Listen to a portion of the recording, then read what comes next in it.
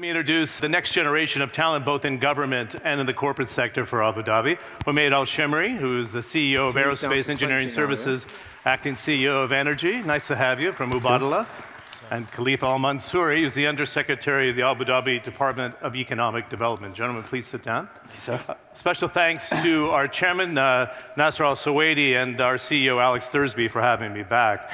As you viewers of CNN probably know, I often say on the air, we're reporting from the crossroads of East and West from Abu Dhabi, and I'm very aware of the West-East corridor for MBAD. But think about it here at the Global Financial Markets Forum, with the crowd upwards around 5,000 coming in and out for the next 2 days. This is the Agora of the 21st century. It is a meeting point to look at the challenges that we have today. And I just wanted to recall a speech going back to early 2015 at the government summit from His Highness Sheikh Mohammed bin Zayed Al Nahyan. And even though I was listening to it in translation at the time from Arabic to English, of course, you could almost hear a pin drop, because he said, we will celebrate the day when we export our last barrel of oil from the UAE if, brothers and sisters, we've planned accordingly. Now, last week, for CNN and CNN Money International, I did an interview with Christine Lagarde, the managing director of the International Monetary Fund. And after the interview, she said to me, it's refreshing to find a government that has planned for the last 30 or 40 years, that have saved for the rainy day. Now, His Highness Sheikh Mohammed was talking about the next 50 years for the last barrel of oil, or making those projections for the last barrel exported. But of course, $30 to $40 oil has changed the equation in real time for the Middle East exporters, for the African exporters, the Latin American exporters at the same time. But who's best prepared, and how do you adapt to change? That's what the discussion's about here in the next 15 minutes. I suggested we're going through a period of amortization for the better part of the last decade. We have two talented individuals who are in charge of steering both government policy and corporate policy for the future. And I'd like to start with the concept of what have you been up to lately, because it's been a very challenging 18 months, right? Who's going to expect to get a shock going from $110 a barrel on average for 5 years, or the better part of 5 years, to a new environment, and how do you adapt to it? Now, I don't see any panic here in Abu Dhabi whatsoever, but let's talk to me about how you're adjusting to the change. Homaid, from a corporate standpoint and looking at the portfolio of Mubadala, which is a key driver of the UAE 2030 diversification strategy, you can't sit back and say, wow, I hope for the recovery of oil prices. You do need to adjust the portfolio, focus on what's working, and look for new opportunities at the same time. What's been the primary focus of change for you in this new environment as you build Abu Dhabi for tomorrow? Thank you, John. Good morning, ladies and gentlemen. I think it's a fundamental fact of life for Abu Dhabi and the United Arab Emirates that we have been saving for these rainy days that keep coming on a cyclical nature of almost 7 to 10 years. This oil price slug, I guess, is not new to us. Since the 1970s, our late founder of this wonderful country has saved the earnings of money, of oil in the UAE to make sure that we have funds and capital investments for the future of this country and its population. Since 2008, the Abu Dhabi government has launched a plan for the 22 years in the future, the 2030 vision of Abu Dhabi, where we stipulated specific industrial sectors that we want to invest in and keep investing in to diversify our economy away from oil and petrochemicals. Back then, oil was almost about 60+ % of the GDP. Today, we're a much lower percentage than that, and the aim is by 2030, we'll get to that 36% only of contribution. A lot of people say there is a problem at oil prices of $30. In Mubadala, we view it as an opportunity. It is a chance for us, first of all, to put oil aside and create efficiencies. As a business, you always have to create efficiencies. You have to be efficient. Your revenues must be much higher than your cost structure. And these stressful times give us the opportunity to fix these kind of cost structures. I think the risk in my mind is And I'll give you a couple of examples. If you go into the mode of oil is cheap, let's get away from renewables, for example. Energy now is going to be cheap. Let's not invest in technologies. As His Highness said earlier, technology is the future investment. A knowledge-based economy is what we're trying to do. So if you say oil price is cheap, we're going to go and continue to invest in power generation via gas and oil, that defeats the whole purpose of what we've been doing over the last 25 years of creating technologies in solar and wind and waste to energy. These technologies are the future. And the prices of today are much, much cheaper of those energy generation that were there 10 years ago. But we must protect the strategy of Mubadala to say, yes, that is a circumstances we are in. It will last a week, it will last a year.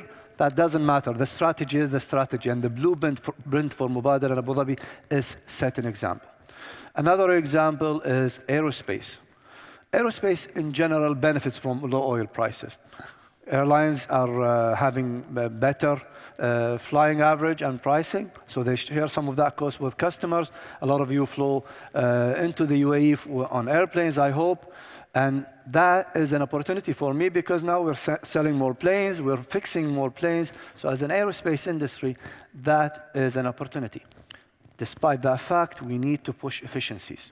We can't get into this high end of the cycle and say now it's happy days, we can go and spend recklessly and not create efficiencies. We will continue to do that. Good. So you've responded with discipline, it sounds like, with the different divisions. I'm going to come back to a couple of those different sectors, but let me bring in His Excellency Khalifa Al Mansoori. I watch with great interest both the message and the discipline from Sheikh Mohammed bin Rashid, the Prime Minister, of course, of the UAE and Vice President, but also the ruler of Dubai, side by side with His Highness the Crown Prince of Abu Dhabi at the Bab al-Sham's retreat, saying we have to think of moving beyond oil. It's not the first time they did it, but I thought strategically it was very interesting that he did it right before the government summit to send a message.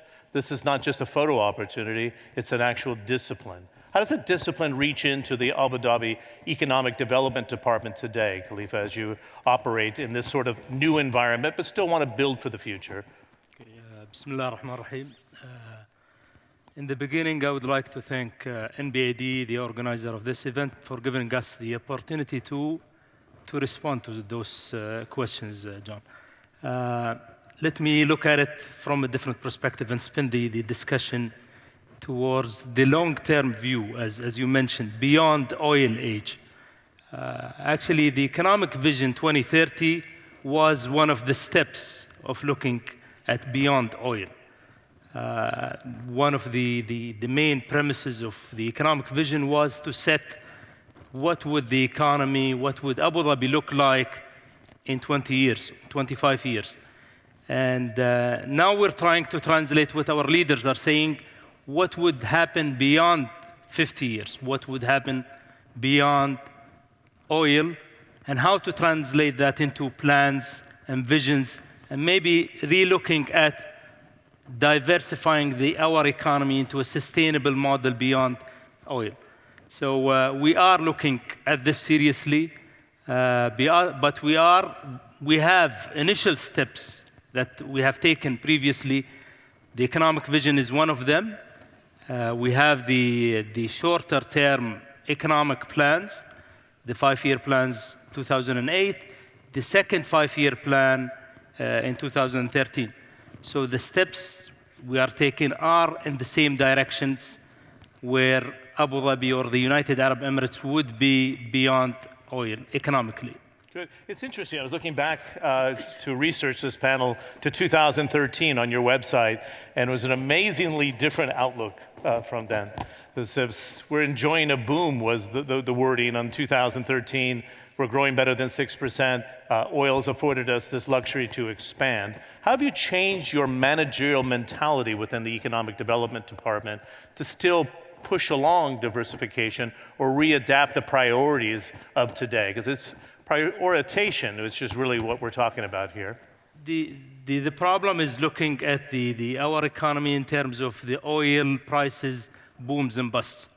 which is for me is wrong. The oil prices has been going up and down for the last 150 years. This is not the first time the oil prices has gone down below $30, and it wouldn't be the last one. So our thinking is a bit different. We're not in the panic mood of looking at oil as the primary driver of economic growth. Looking at Abu Dhabi, for example, 2008, non-oil was around 40% or less. 2014, non-oil contribution to GDP is around 50%, when the oil prices was around $100.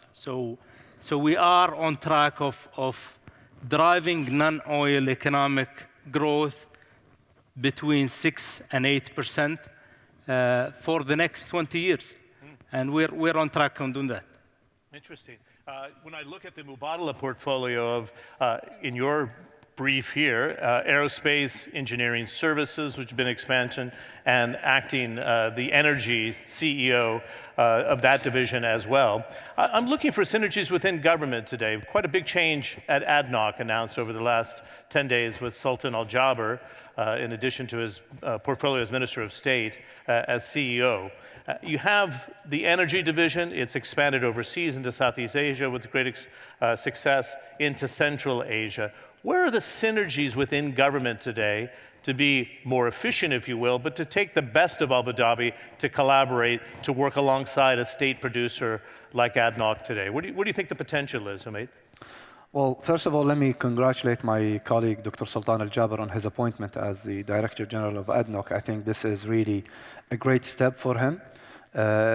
He will definitely tap in on the experience that he had in the past 2 decades to make sure that ADNOC continues to be a strong driver of the economy of Abu Dhabi. I think this has been always a mandate for Mubadala and for Abu Dhabi Inc. under the government and the Executive Council control, is that we need to make sure that we play together, we interact with each other, and we have multiple examples of how ADNOC in the past has been interacting with Mubadala and their assets. And I think it will continue to be a drive. Am I personally satisfied with the level of cooperation? Definitely not. And as a demanding person, I will never be. But I will always aspire to have more and more of those kind of collaborations. Similar to the collaborations we have between us and the academia in the UAE or other industries in the UAE. That is going to always be a drive. And the appointment of Dr. Sultan in this role hopefully will be able to align more and more, because he knows Mubadala in and out. He knows the other government entities and the investment arms of the government, both federal and local, via his ministerial role. And I think with that knowledge, he'll have much more ability to match those areas of cooperation. So I'm hoping, just like ADNOC and other entities in Abu Dhabi, Ittihad for me in aerospace, we will always continue to collaborate in Abu Dhabi Inc. Good. I had the pleasure of attending the Cleveland Clinic opening with His Excellency Khaldoon Al Mubarak, and to actually see the doors open and to have the celebration with the Crown Prince was quite moving. Why finishing that project, the scale of the project, a global brand name in healthcare, and having other entities like HealthPoint at Sheikh Zayed Sports City is so important? I'd like to get a response from both of you. Why was it so important to deliver that world-class entity to Abu Dhabi during a period of time when the budgets, of course, were strained? Why do you think it was important? And Khalifa, yourself, from your perspective as well, please. Well, John, remember one thing about Abu Dhabi and what we do here in the UAE. We have long-term plans that we will not change. Our commitment to education is second to none in this region. We believe that providing a proper educating system for our UAE nationals and the expatriates that live in the UAE is a fundamental element of our success. And you'll see that we've worked very hard in industry to align with universities, academia, to make sure that the output that comes from education always fits the needs of the industries we're creating here. That is step number one. And the other element, I think, from our perspective is education, research and development, knowledge-based economy is the future for the United Arab Emirates. His Highness Sheikh Nahyan was Exactly. And all of us working together, all of us delivering on these fundamental drivers is very essential for all of us to be successful. We have a long-term strategy. A lot of people don't understand this. As Khalifa said, oil prices is going to go up. Your prediction is as good as mine as a grocery store teller. Doesn't matter. I was the more bullish camp when they did the survey. Oh, yeah, I'm at 50 by the end of the year. So I'm Well, not sure because I live in Abu Dhabi. But that will do a lot for my portfolio, but let's say cross our fingers. But is it going to get to $100 or $147, or is it going to go down to the $30? It might, it may not, it doesn't matter. It's one element of the economy of Abu Dhabi. And people just need to understand this. We've shifted this economy and will continue to build on that. And that is the fundamental difference of our economy compared to other economies around the globe. We have a leadership system that actually does not look at what's happening next week or next year. What's happening 2030 and 30 and beyond, that last barrel of oil, is what really is the guiding light for all of us in Abu Dhabi.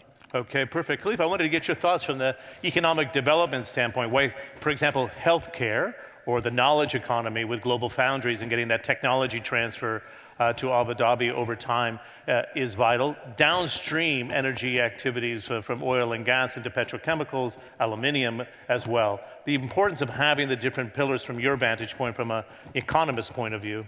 Actually, one of the speakers was mentioning the anchors or the main players, champions of different sectors. The economic vision sets 12 sectors as the growth sectors for Abu Dhabi in the next 20 years. I would say healthcare, education, infrastructure, logistics, and capitalizing also on existing industries. Hydrocarbons has played a major role in Abu Dhabi's development. And we're still capitalizing to build other sectors. Building anchors in aerospace, like Strata, building anchors in Masdar, in renewable energy, building anchors in cultural. I would refer to His Highness Sheikh Nahyan, the cultural side of attracting and bringing tourism and sharing our tradition and culture with other international... With the Saudi Cultural District in particular is what you're the suggesting, cultural districts. So if you're looking at the grand strategy, the grand plan, all of those initiatives fit into place. We're looking at the healthcare, we're looking at bringing world-class healthcare providers as Cleveland Clinic. We're looking at the partnership with the aerospace leaders like Boeing and Airbus. We're bringing the Louvre into the cultural Saadiyat Island. We're still continuing our infrastructure projects, mega projects. We finished the port, the Abu Dhabi ports. Inshallah, in the next year and a half, we're finishing the Abu Dhabi airport, one of the landmarks in the region. And if you look at the picture and if you look at the flow of things, you will see the picture actually appearing and things happening. This actually creates the opportunities for downstream players to come and play into those sectors. And this is where the government actually is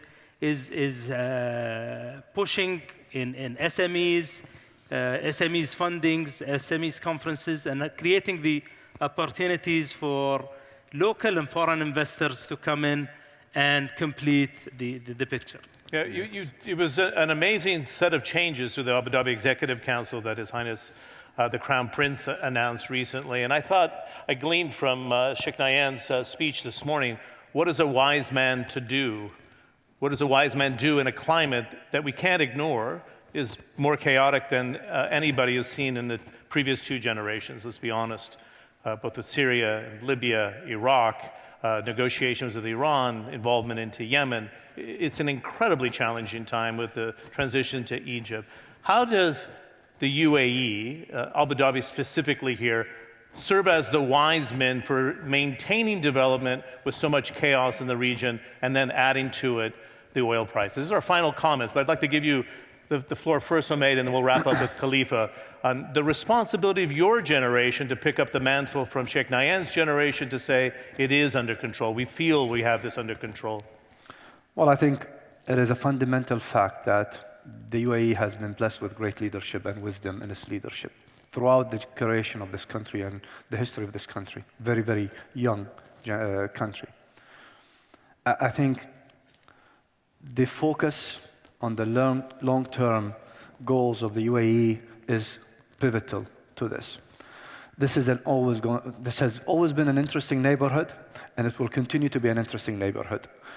The dynamics, industrial, economic, financial, geopolitical are always going to be there in this. I like the adjective interesting. That's a good way of putting it. So. That should never, ever allow, deteriorate us from looking at the long-term solution. This country has been a great oasis of security, prosperity, and it should continue to be as such.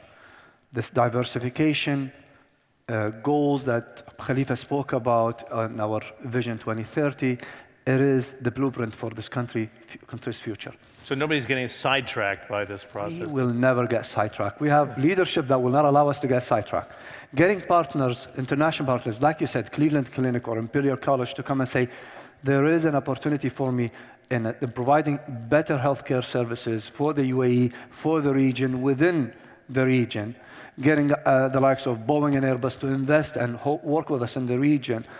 This is partnership. This country was always built, and the business here was built on a partnership model, and we will continue to do that. Good. Final words, Khalifa? I think I would refer back to the word wisdom and passing the wisdom from one generation to another.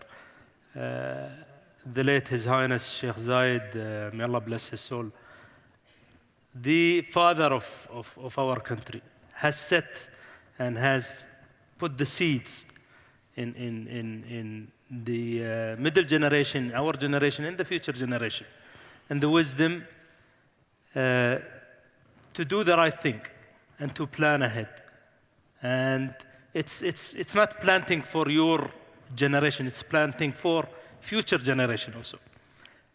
We had an earlier discussion about the sovereign fund and why we're not feeling panic. We're not sidetracked by oil prices or the geopolitical situation happening. I mean, the wars and crises happening in this region in the last 80 years.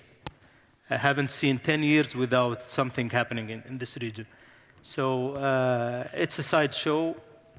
We're watching, but we're keeping, and we are doing the mitigation plans. We are doing the proper planning and executions. And we have a robust strategy built on different scenarios to deal with different situations. And this is actually the wisdom we're talking about, and it's passed from one generation to another. Good. I appreciate that. I could talk to you for another 15, 20 minutes. We'll have to leave it that way, and I'll pick up the conversation with you afterwards, as will others here at the Global Financial Markets Forum. Nice round of applause, Khalifa Al Mansoori and Homaid Al Shemmari of Mubadala.